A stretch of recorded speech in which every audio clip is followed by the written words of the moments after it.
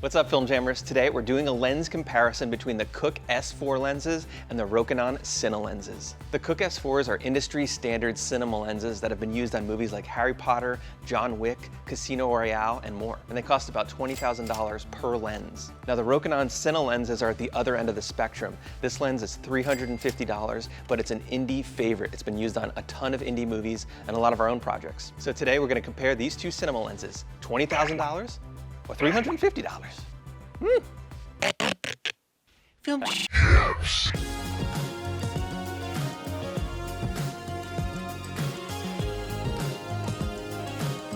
Now I do hear a lot of indie filmmakers say, well, why would I spend $20,000 on a cinema lens when I could spend $350 on the Rokinon and get decent quality? There's more than just the image quality. The Rokinon lenses are also plastic construction, so they could break when you're out in the field, and they also don't have as good calibration. So if it says 10 feet on the lens, it might not be exactly 10 feet when you measure it. On the Cooke lenses, those lens markings are really accurate. Now, when you're on a large film shoot, having those accurate markings on your lenses can be the difference in getting the shot in one take and taking 5 takes. So with cinema lenses, it's more than just about the image quality, it's about the lens build, the accuracy of the lenses, and the longevity of the lenses. How long are they gonna last, or are they gonna break on you when you're shooting in the field?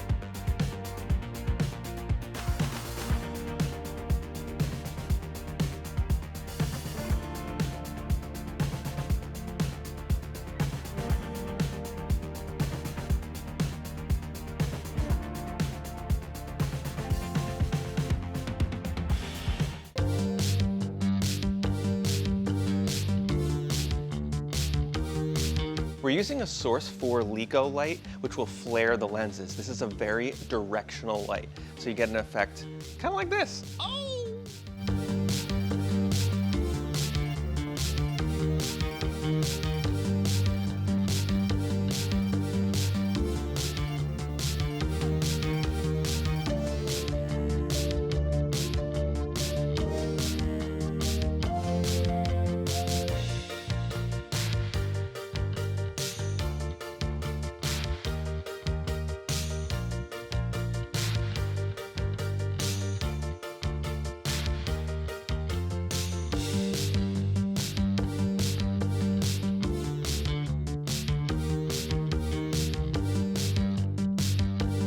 Okay, we have our lens focus chart set up now. So what this is going to let us do is check the sharpness and the specific traits to each lens. It's manufactured by Cooke Lenses. They're one of the leaders in lens repairs and also just a general lens guru. So if you haven't checked them out, look them up.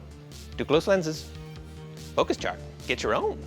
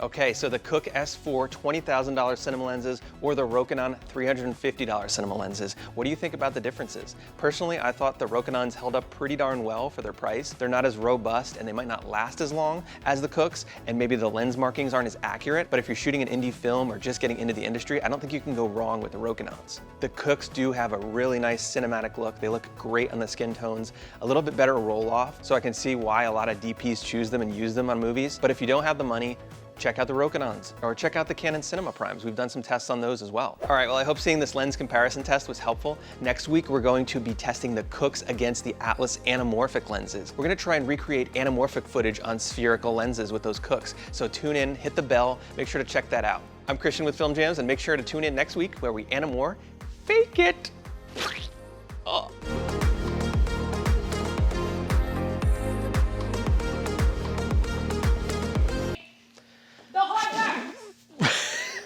And we're gonna simulate anamorphic lenses with the Cooke sphere, and we're gonna simulate anamorphic, and we're gonna simulate Cooke